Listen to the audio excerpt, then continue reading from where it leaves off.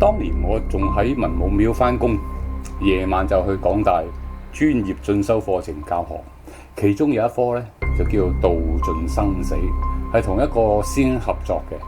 佢就講道教嘅儀軌，我就講五行人生，希望相輔相成，等啲學員可以從道教參悟一啲生死嘅道理。有一日呢，我返去文武廟嘅途中，有一位女士同我打招呼，佢話係我嘅學員。本來打個招呼之後就各行各路，但係女士突然間轉身問我可唔可以答佢一啲問題，我當然冇拒絕啦。佢就話上呢個課呢係因為有個疑難解決唔到，講下佢仲悲從中來，說話佢個老公原本好乖仔，返工盡心盡力，冇乜嘢壞習慣，夫妻恩愛本來就好幸福，但係好景不常，佢老公好似變咗另一個人咁，經常夜歸，返到嚟冇神冇氣，有時連飯都唔食就去瞓覺。女士覺得好奇，當然會問長問短，但係點問都問唔到答案。終於有一日佢忍唔住，等我老公瞓咗覺就開佢手機嚟睇，點知一睇晴天霹靂，原來佢老公同另一個女人有啲極為露骨嘅對話。自己嘅老公同另一個女人搞上咗，崩潰之後，女士就嘈醒個老公，質問佢係咪真。呢個老公低頭唔敢望佢，點頭默認。女士當場崩潰啦，問呢個女人係邊個？老公呢就答係上司。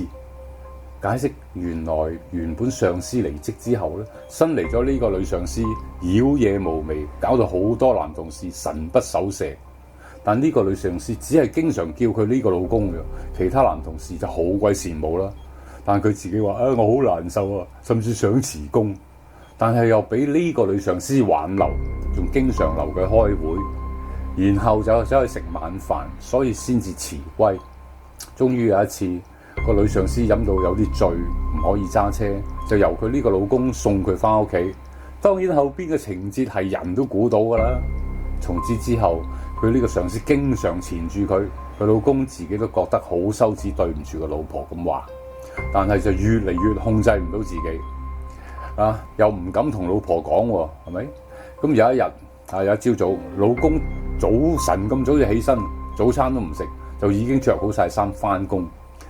突然間佢個電話響起，女士聽到個老公答：好快落嚟啦，唔好再追我啦。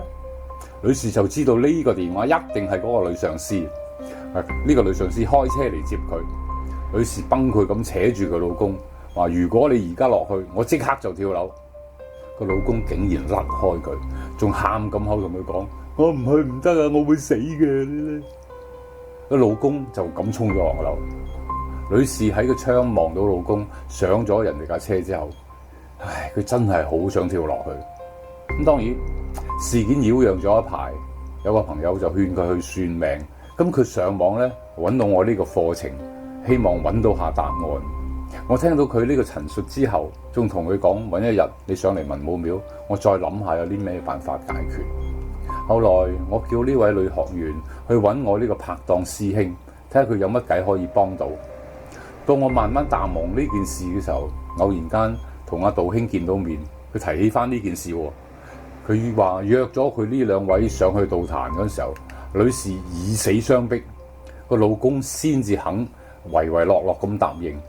點知去到壇嘅門口，個老公突然間暈低，咁啲人救醒佢之後，個老公就嚎啕大哭，仲話死都唔入去噶啦，大叫你放過我啦咁。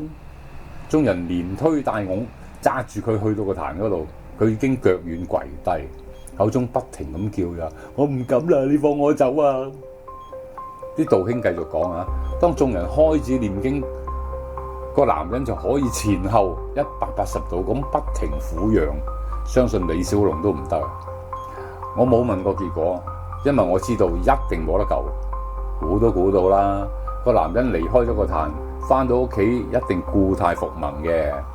我當然信有妖孽作怪，但係呢啲所謂好老公，只係個女人一廂情願啫嘛。呢啲隨街跳嘅蛤乸，有邊個鹹濕佬會放過？就算有妖孽上身，都係自願嘅。